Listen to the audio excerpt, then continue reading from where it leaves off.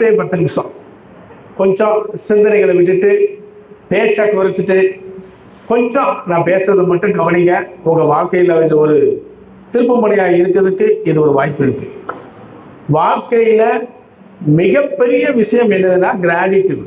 கிராட்டிடியூடுங்கிறது நன்றி உணர்வு. நம்ம யாருக்கு நன்றி உணர்வாக இருக்கணும்?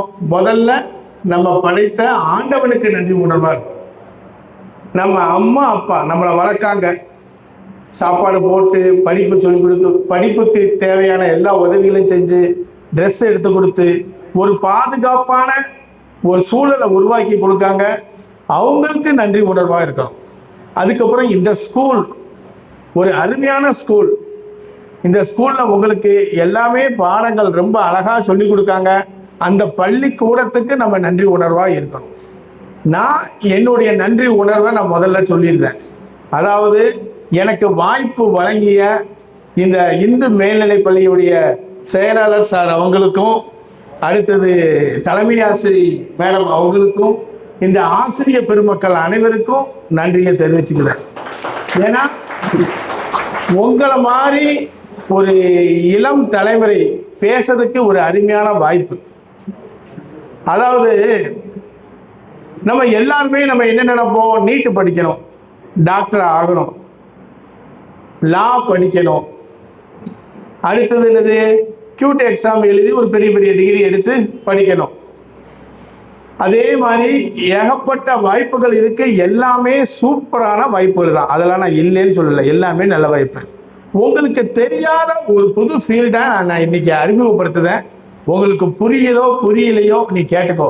அதாவது இப்போ நீ எம்பிபிஎஸ் படிக்கணும்னா நீட்டு படிக்கணும். நீட்டு படிக்கிறதுக்கு ஒரு கோச்சிங் சென்டரில் சேர்ந்து படிக்கணும். 5 வருஷம் எம்பிபிஎஸ், அதுக்கப்புறம் எம்எஸ்ஓ ஏதோ ஒன்று படிக்கணும்.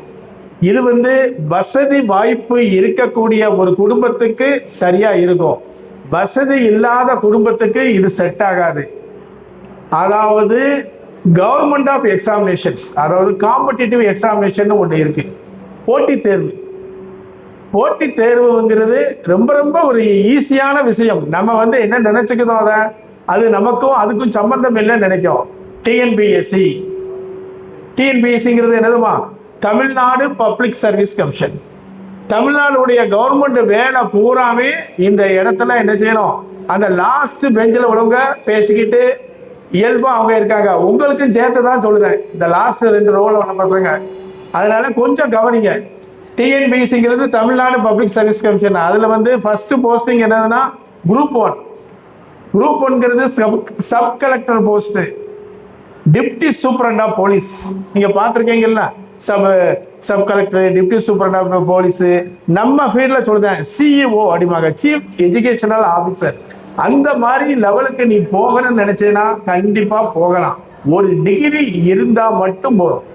டிகிரி படிச்சேன்னா கண்டிப்பா நீ அச்சீவ் பண்ணலாம். இதே மாதிரி டிஎன்பிசி குரூப் 4ன்னு குரூப் 2ன்னு ஒன்று இருக்கு, டிஎன்பிசி குரூப் 2A ஒன்று இருக்கு. அதே மாதிரி குரூப் 2 என்னதுன்னா, குரூப் 2A டிகிரி கேடர், அதாவது ஒரு சப் ரிஜிஸ்டர், அந்த ஒரு போஸ்ட்டுக்கெல்லாம் டிஎன்பிசி குரூப் 2 இருக்கு. அது படிக்கிறதுக்கும் ஒரு டிகிரி இருந்தா போதும். ஏதோ ஒரு டிகிரி பாஸ் பண்ணனா போதும். அதுல இருந்து நீங்க காம்படிட்டிவ் எக்ஸாம் ட்ரை பண்ணீங்கன்னா கண்டிப்பா நீங்க அச்சீவ் பண்ணலாம். அதே மாதிரி டிஎன்பிசி குரூப் 4ன்னு ஒரு எக்ஸாம் இருக்கு. டிஎன்பிசி குரூப் 4 எக்ஸாம் 10th படிச்சிருந்தா போதும். 10th படிச்சு நீங்க வேலைக்கு போய் நீங்க கலெக்டர் லெவலுக்கு கூட போகலாம். இதே மாதிரி எஸ்எஸ்சின்னு ஒரு எக்ஸாம் இருக்கு, ஸ்டாஃப் செலக்ஷன் கமிஷன், மத்திய அரசு வேலை. அதுல என்டிபிசின்னு இருக்கு, 12th முடிச்சா போடலாம். NTPC 12th level, graduate level, MTS, அதுக்கப்புறம் சிஹெச்எஸ்எல், சிஜிஎல், அந்த மாதிரி எக்ஸாம் இருக்கு. இதே மாதிரி ரயில்வே எக்ஸாம் இருக்கு. ரயில்வேல குரூப் டி அப்படிங்கிற ஒரு அருமையான ஒரு எக்ஸாம் இருக்கு. லோக்கோ பைலட்டு, அடுத்தது என்டிபிசி, அந்த மாதிரி ஏகப்பட்ட எக்ஸாம் இருக்கு. ரயில்வேலாம் நீங்க ஒரு வேலை கிடைச்சதுன்னா வச்சுக்கோங்களேன், உங்களுக்கு ஒரு அருமையான வாய்ப்பு. 2 மாசம் போனஸ் உங்களுக்கு கொடுப்பாங்க. 1 மாசம் இல்லை, 2 மாசம் போனஸ் உங்களுக்கு. ஒரு சம்பளம், உங்க சம்பளத்துடைய லிமிட் 70,000 இருந்துச்சுன்னா அந்த மாசம் உங்களுக்கு 2,10,000 ரூபாய் கொடுப்பாங்க. அதனால வாய்ப்புகள், ஏகப்பட்ட வாய்ப்புகள் இருக்கு. நம்ம வாய்ப்புகளை தெரிஞ்சுக்கணும். தெரிஞ்சுக்கிட்டு நம்ம ஏதோ ஒரு ஒரு ஒரு விஷயத்தை நோக்கி பயணிக்கணும். அதாவது என்கிட்ட படித்த ஒரு ஸ்டூடெண்ட்டு ஸ்ரீ ஜனனின்னு ஒரு பொண்ணு, எங்கள் அக்கா பொண்ணு, அவள் வந்து இப்போ எம்எஸ்சி ஃபிசிக்ஸ் படித்து பிஎட் முடித்து இப்போ பிஜி டிஆர்பியில் ஸ்டேட் ஃபஸ்ட்டு, அதாவது தமிழ்நாட்டிலே அவங்க ஃபஸ்ட்டு. அவங்க எடுத்து பக்கத்தில் உள்ள கல்லணை ஸ்கூல், அவங்க கவுன்சிலிங்கில் அவங்க அம்மாவும் கல்லணை ஸ்கூல்லேயே வேலை பார்க்காங்க. அதனால அவன் அந்த இடத்துல வேலைக்கு வாங்கிட்டான். வேலை வாங்குறதெல்லாம் சாதாரண விஷயம் கிடையாதுமா. 10 லட்சம் பேர் 15 லட்சம் பேர் எழுதுற போது ஒரு 1500 போஸ்டிங்கில், அந்த போஸ்டிங்கில் நம்ம பேர் நம்ம ரோல் நம்பர் பார்க்கும்போது இருக்கக்கூடிய சந்தோஷம் அதுக்கு இணை எதுவுமே கிடையாது. ஏன்னா அந்த உழைப்பு வந்து நம்மளுடைய உழைப்பு, 100% நம்மளுடைய உழைப்பு. புரியுதா? 27ஆம் தேதி 54,535 கிரெடிட் இன் யுவர் அக்கௌண்ட் அப்படின்னு சம்பளம் வந்து விழும். உன் கையில் சம்பளம் இருந்துச்சுன்னா நீ சொல்றத உலகம் கேட்கும். உன் கையில் பைசா இல்லைன்னா மற்றவங்க சொல்றத நீ கேட்கணும். பைசாங்கிற மீன்ஸு வெற்றி இல்லைன்னா ஏதோ ஒரு ஃபீல்டை எடுத்துக்கோ, என்ன ஃபீல்டுனாலும் பரவாயில்ல. ஆனால் அந்த ஃபீல்டை என்ன செஞ்சுக்கணும், சேர்த்து பிடிச்சிக்கணும். அதில் நம்ம தான் அடிக்கணும். நம்மளை அடிக்கிறதுக்கு அந்த இடத்துல யாருமே இருக்கக்கூடாது. அதாவது அதுக்கு பேர் தான் ஸ்கில்லும்பாங்க. அதாவது நான் வந்து Rotarian Shanmugasundaram president, Rotary Club of Tirunelveli 2025-26 ஒரு ஸ்கூல் நடத்துதேன், அகாடமி நடத்துதேன். இருந்தாலும் சில சமயங்களில் தோணும் போது எனக்கு தோணும், இன்னும் கொஞ்சம் நம்ம நல்லா படிச்சிருக்கலாமோ, படித்து கொஞ்சம் ஒரு பெரிய போஸ்ட்டுக்கு போயிருந்துருக்கலாமோ, எதுக்கு போட்டு இவ்வளோ கஷ்டப்படுதோம் அப்படிங்கிற மாதிரி தோணும். ஆனால் அந்த எண்ணம் வந்து எனக்கு எந்த வகையிலும் உபயோகப்படாது. ஆனால் அந்த எண்ணம் உங்களுக்கு உபயோகப்படும். கண்டிப்பாக இந்த நேரத்தில் நீங்கள் விழிச்சுக்குங்க. கரெக்டான பருவம். இப்போ நீங்கள் குழந்தை பருவம், இன்னும் கொஞ்சம் வெளியில் வந்துட்டீங்கன்னா உலகத்தினுடைய கோரமான முகம் உங்களுக்கு தெரிய ஆரம்பிக்கும். வேலை இருக்காது, படுத்துவாங்க. அப்ப யாரும் யாரையும் பார்த்துக்க முடியாது. ஏன்னா உன் பேர் என்னதுமா?